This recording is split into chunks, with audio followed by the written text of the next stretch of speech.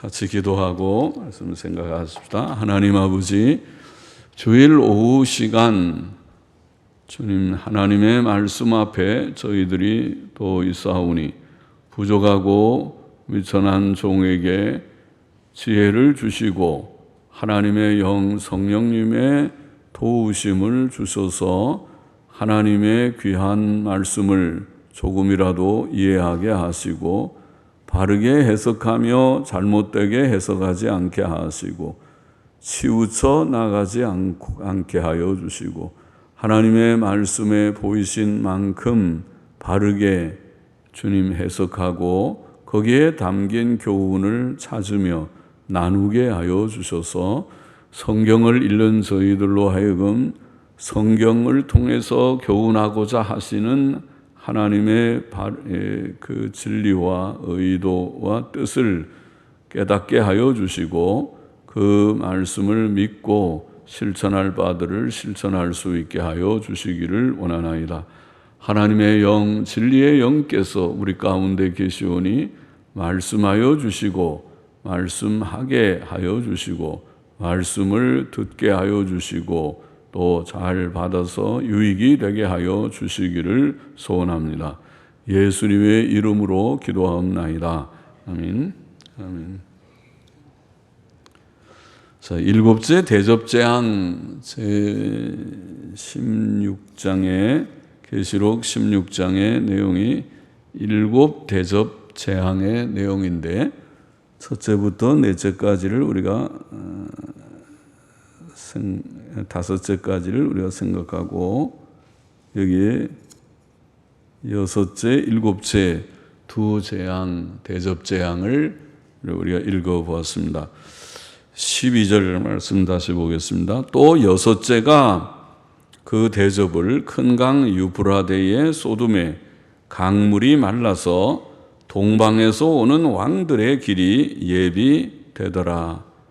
여섯째 천사는 그 대접을 유프라데 강에 쏟았다. 그렇게 해서 유프라데 강에 큰 강 유프라데에 쏟았다. 그러자 강물들이 말라서 동방에서 오는 왕들의 길이 예비되었다. 그렇게 기록되어 있습니다. 자, 9장 13절 이하의 여섯째 나팔 재앙과 같이 여섯째 나팔 재앙도 유프라테스 강, 유프라데 강은 유프라테스 강이죠. 유명한 강이죠. 온 세계에서 유명한 몇 개의 강, 중동의 이라크와 시리아를 관통하는 시리아에서 아마 시작됐는지 터키에 시작됐는지는 몰라도 시리아에서 시작돼서 이라크라는 그 오래된 나라, 이라크는 옛날에 바벨론 제국입니다. 이라크를 관통하는, 그러니까 이라크 사람들은 아주 자부심이 많겠죠. 옛날에 한때는 온 세계를 호령하던 나라니까. 그래서 그 관통하는 그 강이죠. 중국의 황허강, 양스강, 양자강, 지금 뭐 중국 발음으로 어떻게 말하는지 황허강, 양자강이라는 큰 강들이 있고, 또 미국에는 무슨 미시시피 강 같은 게 아마 큰 유명한 강이지 싶고, 그런 세계의 큰 강들이 있죠. 그런데 이 유프라테스 강은 마지막 세계 대전, 세계적인 전쟁, 1차 세계대전, 제2차 세계대전 같은, 아마 그러면 제3차 세계대전이 될 것 같은데 마지막 세계대전에 관련된 곳으로 예언되어 있습니다. 유프라테스 강에, 큰 강 유프라데에 쏟으라, 유프라테스 강에 쏟으라, 그렇게 되어 있습니다. 그러면 강물이 말라버리고, 강물이 마르는 건 아마 극심한 가뭄이 아니면 어떻게 마르겠는가, 그 유프라테스 강이 마르는 경우가 있겠는가 싶긴 한데, 그러나 또 하나님께서 하시면은 또 안 될 것도 없으니까 저 위에서부터 시리아의 북쪽에서부터 내려오는 그런 강이 다 샘이 말라버리면 강이 말라버리기도 할 것도 같습니다. 그래서 말라서 그래서 동방에서 오는 왕들의 길이 예비되더라. 동방은 어딘지는 몰라도 여튼 거기에서 보면 동쪽에 큰 나라들이 많이 있죠. 바로 가까이 동쪽에는 이란이라고 하는 고대의 파사 나라, 페르시아 나라라고 하는 큰 나라가 있고, 그리고 또 더 동쪽에 가면 인도라고 하는 거대한 나라, 세계에서 인구가 두 번째로 많은 중국이 아마 제일 많고, 그 다음에 중국보다 약간 적지만은 중국 못지않게 인구가 엄청 많은 나라죠. 인도가 있고, 그 다음에 또 오른쪽에는 중국이라는 거대한 나라가 있으니까 동방은 아마 그런 나라들일 것이다. 세계 대전이 일어나면 중국, 인도, 뭐 이란도 물론 다 동원이 되겠죠. 지금도 중동은 갈등이 있죠. 중동은 그 이슬람이라는 종교가 중동에서 대세이긴 하지만은 이슬람도 파가 여러 파가 있습니다. 시아파, 수니파, 수피파, 무슨 크게 세 파가 있습니다. 그래서 같은 이슬람인데도 우리 이란하고 그다음에 사우디아라비아나 이라크는 양쪽에가 다 섞여 있는 것 같은데 서로 갈등이 있잖아요. 시아파와 수니파의 갈등이죠. 여하튼 자, 이 동방의 왕들이 유프라테스 강이 말라서 그것을 넘어서 그것을 넘어서 내려오면 바로 이스라엘 땅입니다. 유대 땅인데 아마도 유대 땅에서 최후의 결전이 붙는 그런 일종의 그건 중동전이지만은 중동전의 그 지역은 유프라테스 강이고, 그리고 조금 나중에 보면은 아마겟돈이라고 하는 무깃도라고 하는 것은 바로 이스라엘 땅의 북쪽에 있는 도시입니다. 그래서 이스라엘 땅에까지 가는 것이 마지막 대전이 아닌가 싶습니다. 여하튼 동방에서 온 연합군이 유프라테스 강을 건너게 될 것이다. 강이 다 말라서 건너게 될 것이다. 그래서 동방의 왕들과 서방에 오는 아마도 서방의 연합군들과 같이, 우리가 보통 지도를 보면은 미국은 동방처럼 보이는 지도에는 보통 왼쪽에 유럽이 있고 맨 오른쪽에 북미, 남미 지도가 있지만은, 그러나 그건 지구가 동그랗기 때문에 그렇게 그려서 그런 거지, 그렇지 않고 돌아가 버리면 이 미국은 저 유럽하고 붙어서 서방에 서쪽에 붙어 있을 수도 있어요. 또 동방은 아시아만 동방일 수 있고, 그러니까 여하튼 동방과 서방이, 동서양이 같이 대결전을 하는데 그 지역이 유프라테스 강에서 가까운 지역들, 이스라엘 땅에서 아마 일어날 것이다. 이런 예언처럼 보입니다. 그래서 지금 이 성경에 아까 계시록 9장의 6째 나팔도 그렇고 계시록 16장의 6째 대접도 그렇고 이것은 다 전부 유프라테스 강 그러니까 중동이로구나. 중동전쟁이다. 그렇게 말하는 것입니다. 제3차 세계대전은, 마지막 세계대전은 중동에서 일어나는 것이 아닌가. 그렇게 성경의 예언을 우리는 이해하게 됩니다. 다르게 해석하기는 어렵지 않겠는가. 이것은 아마 중동일 가능성이 크다. 중동 전쟁이 일어날 것 같다. 그리고 실제로 보면은 중동은 화약고입니다. 아까 말한 대로 풀리지 않는 이슬람과 또 유대 백성들, 이스라엘, 여전히 이스라엘은 우리 땅이다, 내놓으라 그렇게 하고, 예루살렘에는 지금 모스크라고 하는 이슬람 사원이 세워져 있어서 우리가 여기서 산지 몇백 년인데 무슨 얘기하느냐, 너희가 여기에 권한이 없다 그러고, 그 갈등은 풀리질 않죠. 그 종교적 갈등이 있는 데다가 거기에 뒤에서 서방, 동방이 다 서로 연관되는 굉장히 복잡한 관계 속에서 3차 세계대전이 일어날 수 있지 않겠는가, 그런 생각을 하게 됩니다. 13절 보십시다. 또 내가 봄에 개구리 같은 새 더러운 영이 용의 입과 짐승의 입과 거짓 선지자의 입에서 나오니 저희는 귀신의 영이라, 혹은 귀신들의 영들이라. 복수로 귀신들의 영들이라. 이적을 행하여 온 천하 임금들에게 가서 하나님 곧 전능하신 이 혹은 전능하신 하나님의 큰 날의 전쟁을 위하여 그들을 모으더라. 그러니까 지금 유프라데스 강 거기에 언급한 동방의 왕들이 오는 것은 전쟁하기 위해 오는 것이죠. 큰 날의 전쟁을 위하여 그들을 모으더라. 이렇게 되어 있습니다. 적그리스도의 나라, 여기 용의 입과 짐승의 입과 거짓 선지자의 입. 짐승과 거짓 선지자는 계시록 13장에서 우리가 이미 읽지 않았습니까? 계시록 13장에 두 짐승, 첫 번째 짐승, 두 번째 짐승. 첫 번째 짐승은 우리가 적그리스도를 상징했다고 해석했어요. 적그리스도는 뭐냐? 그것은 아마 적그리스도적인 국가, 독재 국가나 정치적인 인물일 것이다. 정치적인 어떤 집단이나 인물일 것이다. 독재 국가일 것이다. 그렇게 보이는 것이 적그리스도고, 그리고 거짓 선지자는 말 그대로 선지자니까 종교적인 인물, 종교적인 단체, 이건 교회일 것이다. 배교한 교회.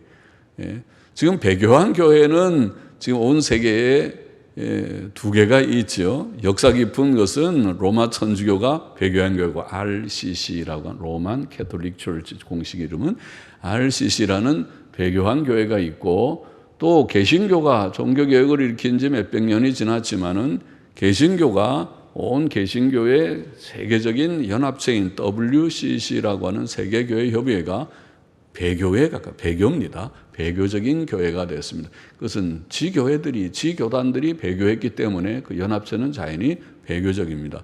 또 배교했기 때문에 WCC나 RCC, 로마 천주교는 서로 친합니다. 가깝고, 그것은 아직 연합은 안 됐어도 연합한 것과 거의 비슷합니다. 모든 활동들을 같이 하고 있고, 또 연합을 하면 1대1로 할 것입니다. 왜냐하면 천주교회의 크기가 개신교, 우리 신교를 다 합친 것보다도 숫자적으로는 더 많으니까 일개 교단으로 WCC에 들어가지 않고 1대1로 연합하는 날이 올 것입니다.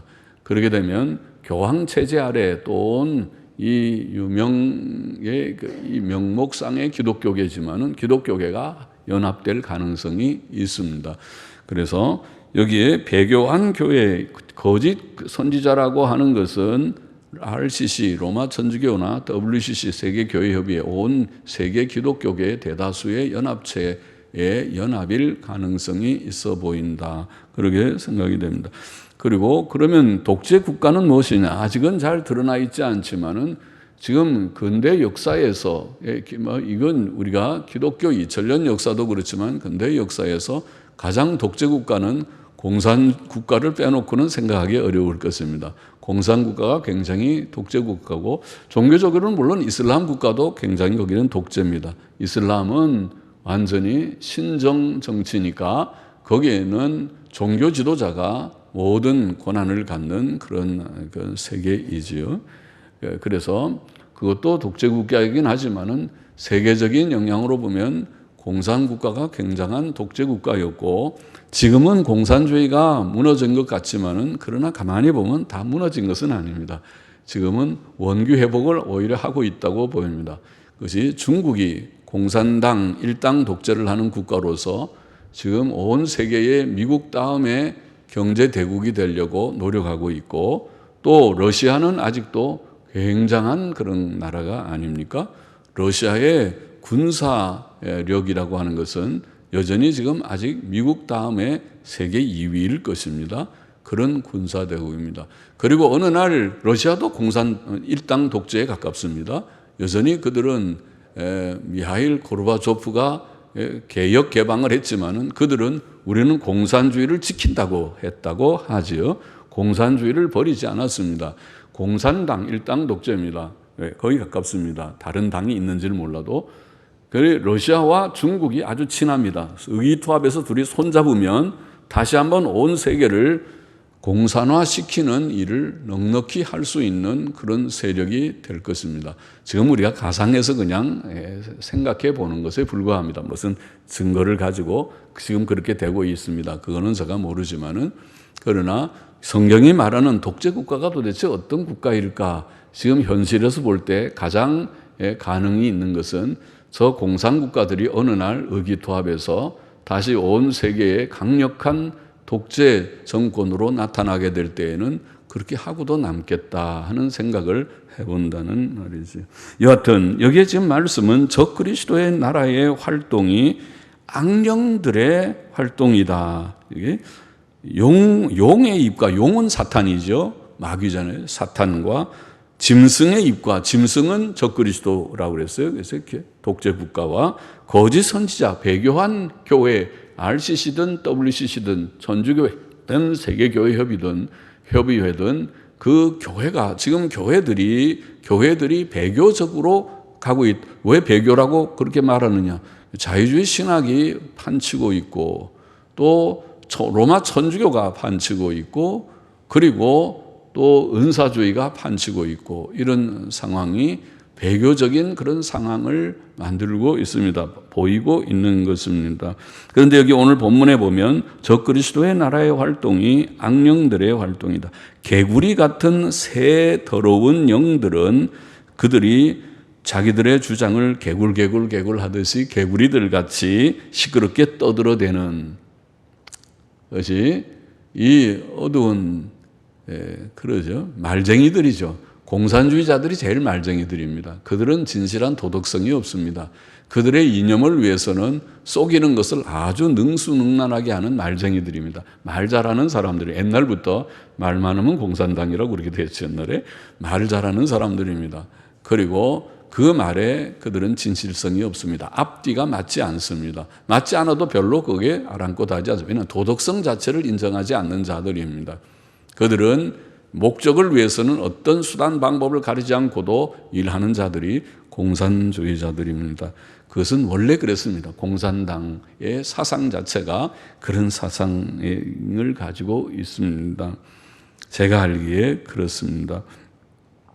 그런데 이 개구리같이 시끄럽게 떠들어대는 말만은 것이고 실상은 거짓되고 더러운 영들이다. 그런 뜻으로 더러운 영들이라고 말하고, 그 영들은 용과 짐승과 거짓 선지자의 입에서 나왔다고 되어 있습니다.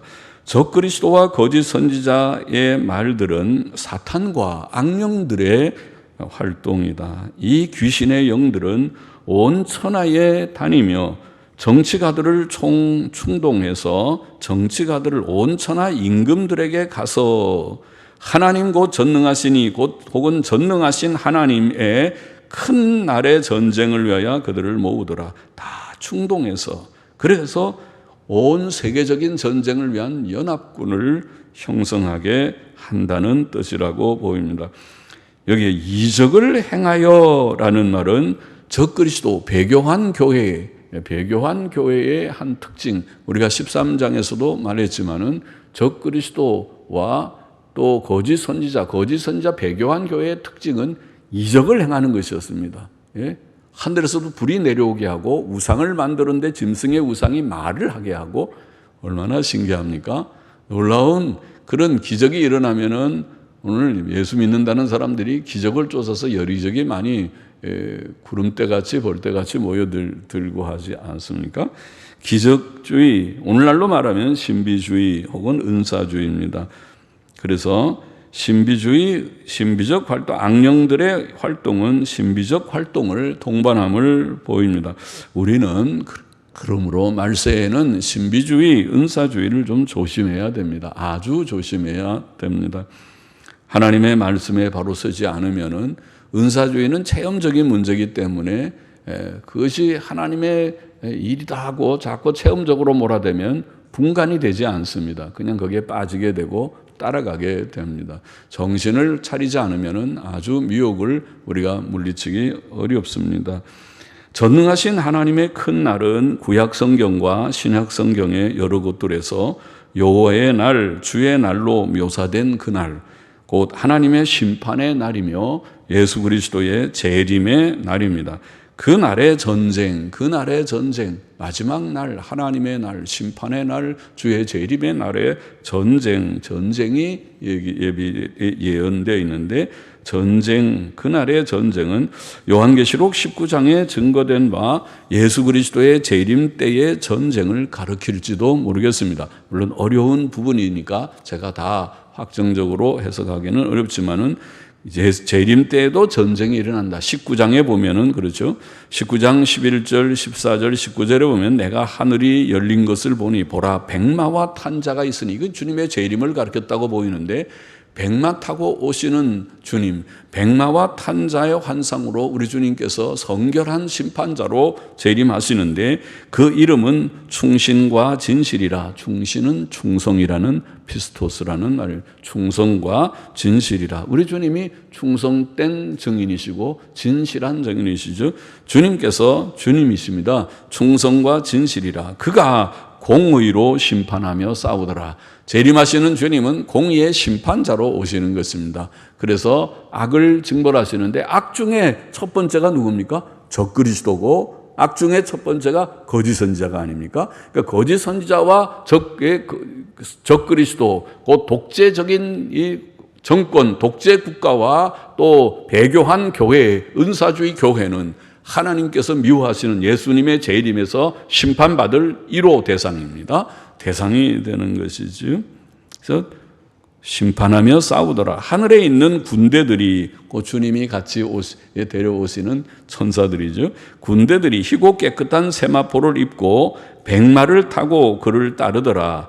또 내가 보매 그 짐승과 땅의 짐승 임금들과 그 군대들이, 그 짐승이 바로 적그리스도, 독재국가죠. 짧게 해석하자면 적그리스도와 땅의 임금들과 그 군대들이 모여 그 말탄 자와 그 군대로 더불어 전쟁을 일으키다가, 이렇게 되어 있거든요.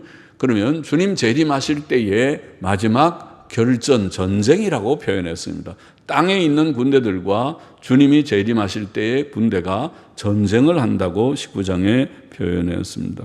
15절 오늘 본문을 보십시다. 보라 내가 도적같이 오리니, 바로 주님께서 지금 전쟁에 대한 마지막 전쟁, 아마겟돈 전쟁, 유프라데스 강에서 일어나는 전쟁에 대해서 말씀하시면서 내가 도적같이 오리니, 주의 재림을 언급하십니다.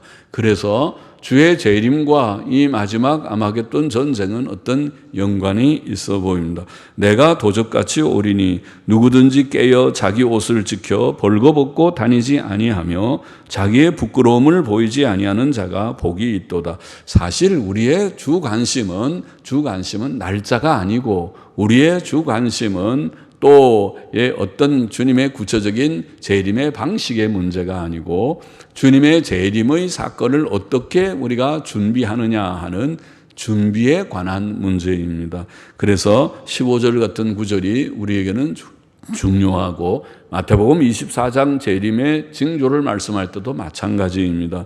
우리는 날짜가 이렇든 저렇든 간에, 방법이 이렇든 저렇든, 또 요한계시록 해석이 제가 서두에 말한 대로 요한계시록 해석은 복잡해서 4개의 큰 견해, 그것을 문자적 혹은 상징적을 따지면 8개의 큰 견해가 있어서 유력한 요한계시록 주석들도 다 입장이 달라서, 우리가 요한계시록은 이것이 정론이다 감히 말하는 것은 너무 위험하고 쉬운 일이 아니다. 그것은 유력한 훌륭한 주석가들이, 존경받는 주석가들이 요한계시록 해석에는 서로 다른 그런 해석들을 하기도 하기 때문에 쉽진 않지만은, 그러나 그것은 여러 지연 문제에서 그렇고 정확한 그런 해석에서 그렇고 전체 그 대의를 파악하는 데는 거기에 대해서는 큰 어려움이 없다. 대의는 지금 말한 대로 주의 재림을 준비하기 위해서 깨어 준비해야 된다.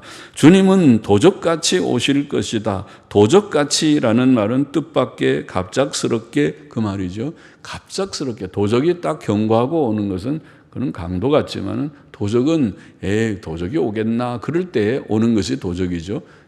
내가 도적은 안 올 거라고 생각하고 문을 깜빡 잠그지 않았는데 그날 딱 도적이 오는 그런 것이 도적이죠. 그처럼 주님은 예상 밖에 오시겠나 그러는데 갑작스럽게 오신다는 그런 뜻이고, 깨어 있으라는 말은 그리스도인의 정상적인 생활, 신앙생활 바로 잘 하고 있으라. 그게 중요한 것이죠. 깨어 있는 것이. 그러면 언제 주님이 오시더라도, 어떤 모양으로 오시더라도 우리가 주님을 맞이할 수 있죠. 그런데 그렇지 않고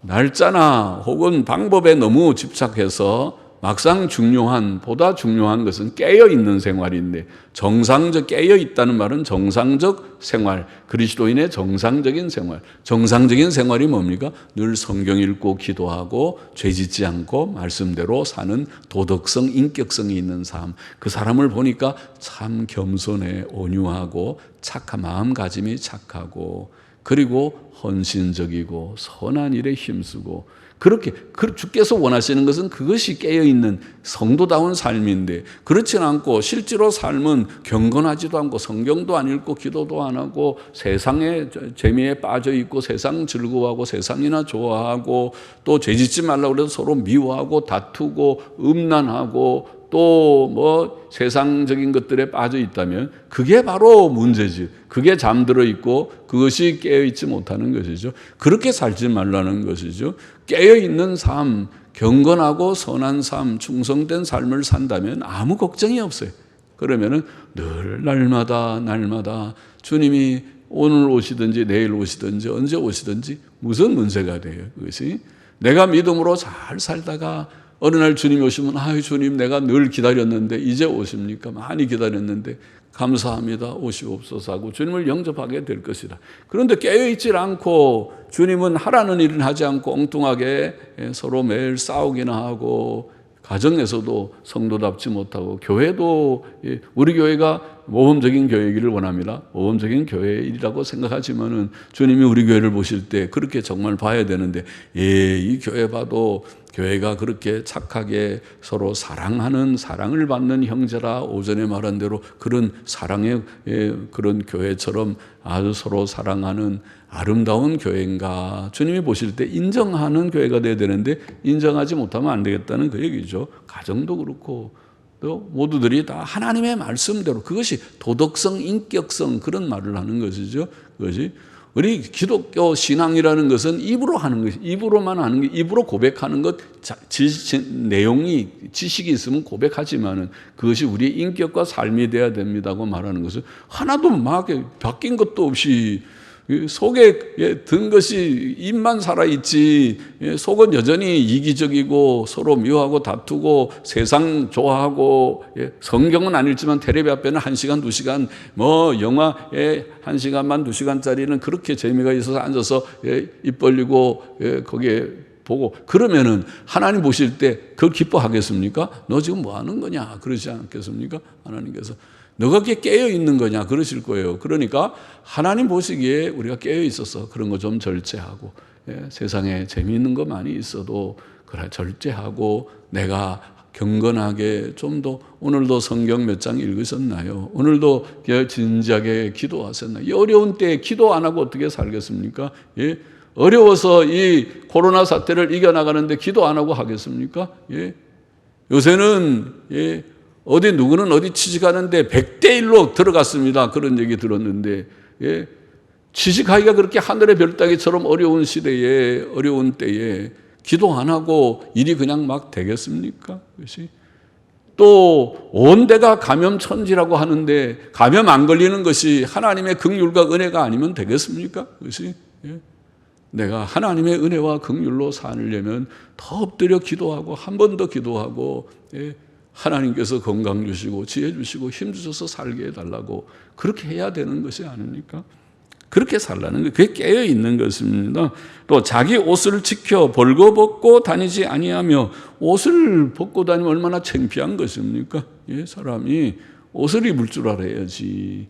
옷을 입지 않고 다 수치스러운 그걸 다 비치면 그거를 전부 좋게 하는 건 이 세상에 망하는 세상의 사람들의 풍조예요. 세상 사람들은 그것을 뭐 아름답다고 그러는데 잘못된 아름다운 관념 때문에 그러는 것이지, 하나님 보실 때 그것을 기뻐하시겠느냐고요. 하나님께서는 그걸 보고 너는 음란하다 그럴 것입니다. 옷 좀 단정하게 입어라. 옷 좀 너무 그렇게 파진 거 입지 말고 너무 그렇게 볼록볼록하게 보이는 거 그런 거 좀 부끄럽지 않느냐. 조금 더 단정하게 그렇게 좀 입도록 해라. 하나님께서 그러실 거라고요. 그건 자기 양심이 하나님 앞에 기도해 보면 다 알 것이에요. 하나님께서 뭘 원하시는지, 뭘 기뻐하시는지.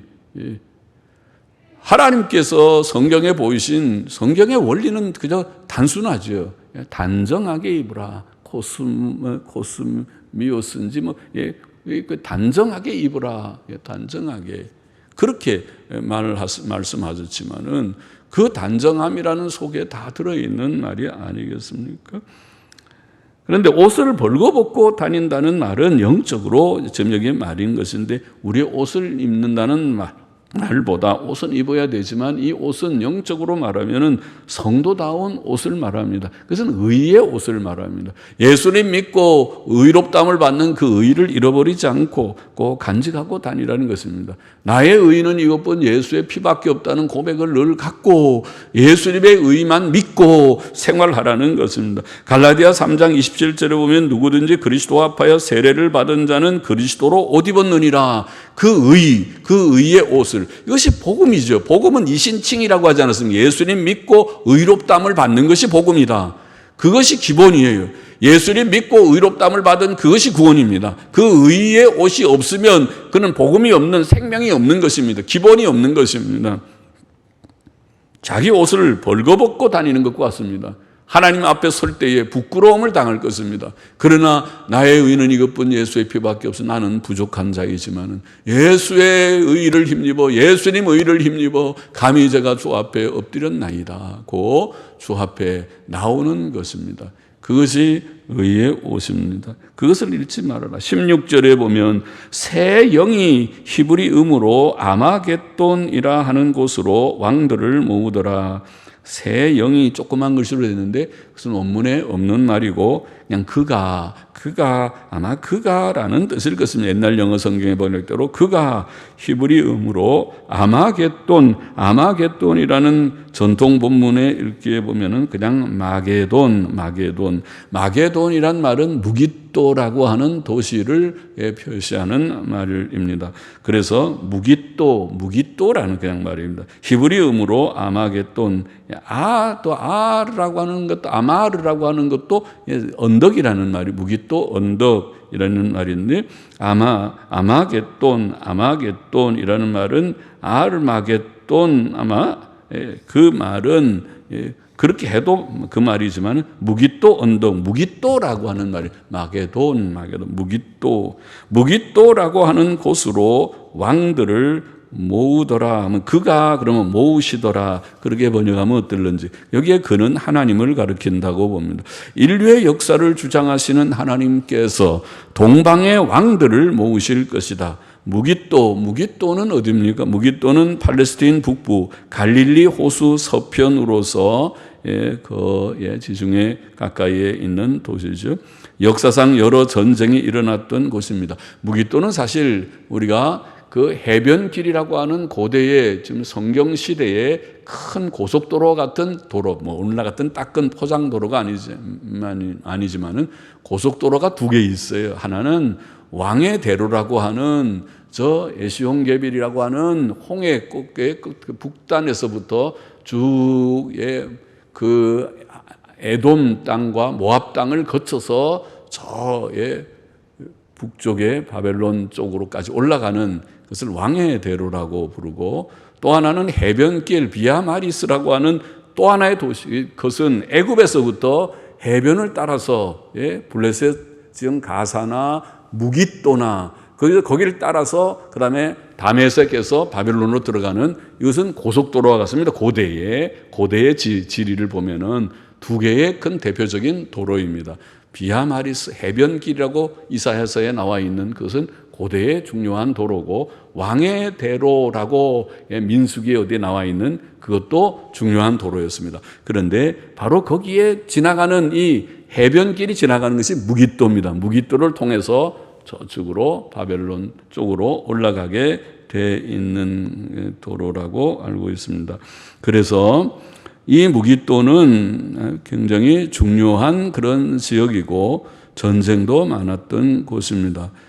우리가 유다의 멸망을 보면 유다의 멸망은 바로 요시야, 경건했던 요시야 왕이 죽음으로써 유다가 급속히 몰락했다고 보이는데, 요시야가 죽게 된 것이 애굽이 저 아수르를 치기 위해서 올라올 때죠. 아수르를 치기 위해서 올라올 때 그것이 유다가 나가서 막지 않아도 되는데 올라가서 요시야가 무깃도에서 애국 군대를 맞았습니다. 그래서 일로 지나가지 말라. 그러고 막다가 거기서 전사했습니다. 사실은 막지 않아도 되는 전쟁을 요시야가 올라가서 막다가 죽고, 그러므로 유다 나라는 급속히 몰락하게 되었다고 보이는 곳이 무깃도입니다. 그런데 이 아마겟돈 전쟁, 혹은 무깃도 전쟁의 예언은 바로 이렇게 돼 있고, 이것은 인류의 마지막 전쟁이 이스라엘 땅에서, 이스라엘의 무깃도라고 하는 곳에서 이루어질 것을 보이는 것 같습니다. 여섯째 대접 재앙은 아마겟돈 전쟁, 무깃도 전쟁을 위한 준비를 예언합니다. 그 전쟁 자체는 요한계시록 17장과 18장의 큰 음녀, 곧 바벨론의 멸망과 관계되고, 특히 19장에 백마 타고 오시는 주 예수 그리스도와 관계될 것이라고 보입니다. 앞에서 잠깐 언급한 대로 17절 보십시다. 일곱째가 그 대접을 공기 가운데 쏟음에 큰 음성이 성전에서 보좌로부터 나서 가로되 되었다 하니, 번개와 음성들과 뇌성이 있고 또 큰 지진이 있어 어찌 큰지 사람이 땅에 있어 오므로 이같이 큰 지진이 없었더라. 큰 성이 세 갈래로 갈라지고 만국의 성들도 무너지니, 큰 성 바벨론이 하나님 앞에 기억하신 바 되어 그의 맹렬한 진노의 포도주 잔을 받음에 각 섬도 없어지고 산악도 간데 없더라. 또 중수가 무게죠. 중수가 무게가 한 달란트면 약 30kg인데 엄청 무겁죠. 우박이 한 개가 30kg짜리 우박이면 큰 바위 덩어리인데 30kg 되는 큰 우박이 하늘로부터 사람들에게 내림에, 사람들이 그 박재로 인하여, 우박재앙이죠. 박재라는 말은 우박재앙의 준말입니다. 우박재앙으로 인하여 하나님을 회방하니 그 재앙이 심히 큼이라. 자, 일곱째 천사, 아까 여섯째 천사는 유프라데에 대접을 부었고, 그래서 그 강이 말라 동방의 왕들이 들어오게 됐고, 그건 전쟁, 아마겟돈 전쟁을 준비하는 그런 예언이었고, 일곱째 천사는 그 대접을 공기 가운데 쏟았는데, 그때 성전에서부터 되었다는 큰 음성이 들렸다. 되었다라는 말은 다 이루었다, 다 이루어졌다. 하나님의 진노의 재앙이 일곱째 대접의 재앙으로 다 이루어졌다는 뜻이겠습니다. 다 이루어졌다. 일곱째 대접의 재앙은 번개와 뇌성과 음성들을 동반한 큰 지진과 우박의 재앙입니다. 큰 지진과 우박의 재앙. 그 지진은 역사상 가장 큰 지진이 될 것입니다. 여기 본문에 보면 그렇죠. 역사상 이런 지진이 없는 큰 지진이다. 큰 성 바벨론, 곧 적그리스도 나라의 수도지요. 서울인 큰 성 바벨론, 그 큰 성 바벨론이 어딘지 몰라도 그것이 아마 나중에 로마 천주교가 그렇게 예언대로 그렇다면 아마 여전히 로마일 것이다. 이탈리아의 로마일 것이라고 보이는 큰 성 바벨론, 혹은 그것이 예루살렘인지 그것은 몰라도 큰 성 바벨론, 곧 적그리스도 나라의 수도가 그 지진으로 인하여 세 갈래로 갈라지고 그 외에 지구의 모든 성들도 그 지진으로 인해 무너지게 된다. 굉장한 지진이죠.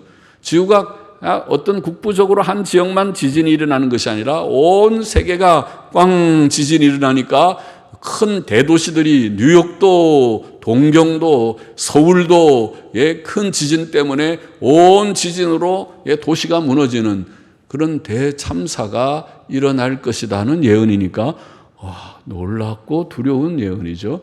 일곱째 대접의 재앙은 큰 지진과 우박의 재앙입니다. 이처럼 큰 성 바벨론이 하나님 앞에 기억하신 바가 되어라는 말씀은 하나님께서 세상의 악들을 안 보시는 듯 할지라도 다 보시고 아시고 마지막 날에 다 보복하시는 것을 증거합니다. 하나님 앞에 피할 수 있는 죄인은 아무도 없습니다.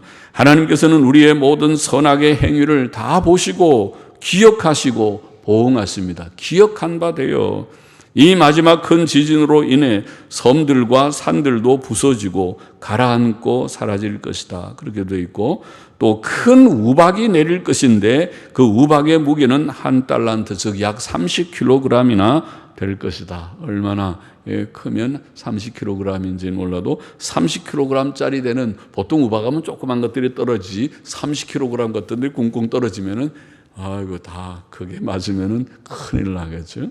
그래서 그런 우박이 떨어질 것이다. 이런 무게의 큰 우박이 떨어지니 그 재난이 극심할 것입니다.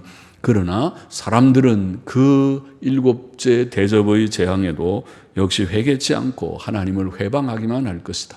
하나님 앞에 아이고 하나님 잘못됐습니다.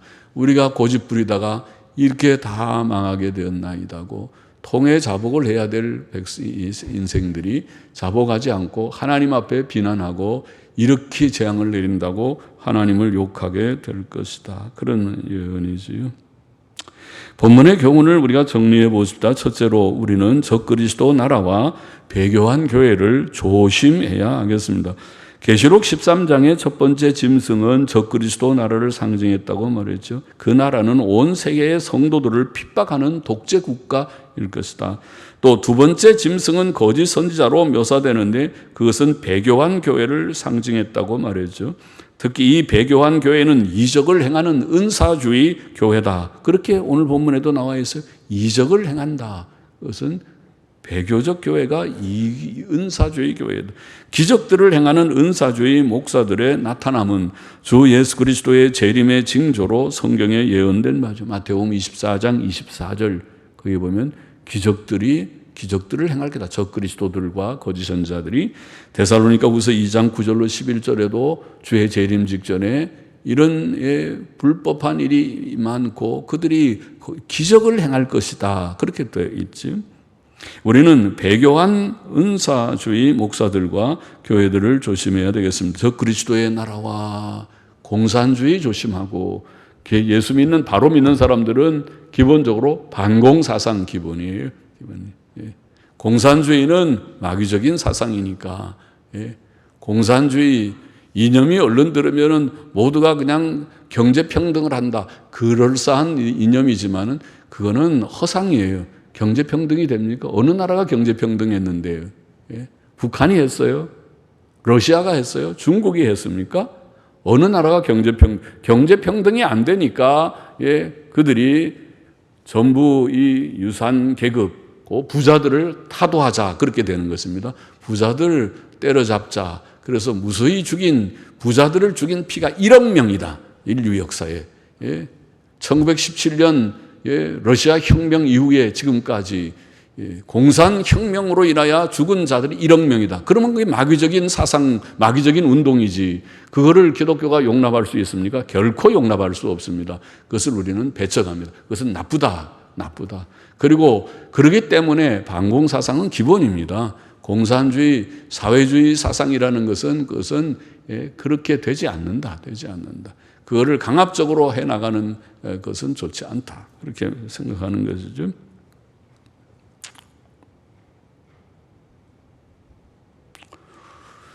그리고 둘째로 우리는 깨어 우리 자기 옷을 지켜 벌거벗고 다니지 않도록 해야 하겠습니다. 깨어 자기 옷을 지키라.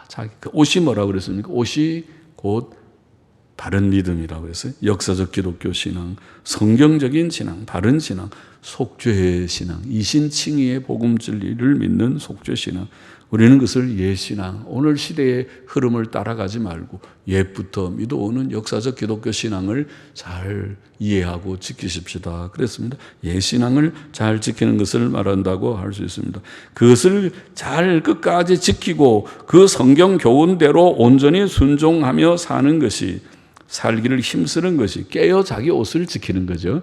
옷을 벗지 말고 옷을 잘 지키는 우리가 되어야 되겠고 또 한마디 더 우리가 첨가하면 우리는 회개할 만한 때에 열심으로 회개해야 됩니다. 우리가 요한계시록 지난 시간에도 읽었지만 읽을 때 보면 이 재앙에서 그들이 회개치 않습니다. 회개치 않습니다. 회개는 나중에 할 수 있지 그런 것이 아닙니다. 회개는 지금 해야 되는 것이다. 회개는 내일로 미루면 되지 않는다. 회개할 때가 되지 않는 때가 올 것이다. 회개할 수 없는 때가 올 것이다. 그러므로 주님께서 회개할 만한 기회를 주실 때에 회개하는 것입니다. 회개는 그런 것입니다. 이사야 55장 6절 7절을 우리가 읽었었죠. 너희는 여호와를 만날 만한 때에 찾으라. 가까이 계실 때에 그를 부르라. 악인은 그 길을 불의한 자는 그 생각을 버리고 여호와께로 돌아오라. 하나님께서 회개하세요. 회개하라고 우리에게 말씀하실 때 알겠습니다. 모든 죄악된 것, 내게 부족한 모든 것들을 다 내가 인정하고 고백하고 버려야 되지. 그것을 버리지 않고 고집을 부리다가 나중에 회개치 못하는 멸망의 자리에 떨어질 수 있으니 예수님 진실이 믿는 자들은 벌써 회개했겠죠. 다 회개하고 다 주의 뜻대로 바로 살고 순종생활 해야 되고, 아직도 회개치 않은 자들이 있으면 이제라도 기회를 하나님이 주시는 줄 알고 회개하라, 회개하시기를 바랍니다. 회개치 않으면 멸망할 수밖에 없다는 것을 명심해야 하겠습니다. 기도하십시다. 하나님 아버지, 부족한 종이 이제도 이 말씀 조금 증거했습니다. 적그리스도의 나라와 배교한 교회를 조심할 수 있는, 특별히 배교한 은사주의 목사들과 교회들을 조심할 수 있는 저희들이 되고, 하나님의 말씀 옛부터 주신 역사적 기독교 신앙을 잘 이해하고 하나님의 말씀 진리를 붙들고 그것을 믿고 그 옷을 내가 벌거벗는 자처럼 하지 않고 그 말씀을 힘써 실천하고 또 죄악된 것은 모양이라도 다 멀리하고 버리는 저와 우리 모두가 되게 하여 주시기만을 소원합니다. 예수님의 이름으로 감사하며 기도하옵나이다. 아멘.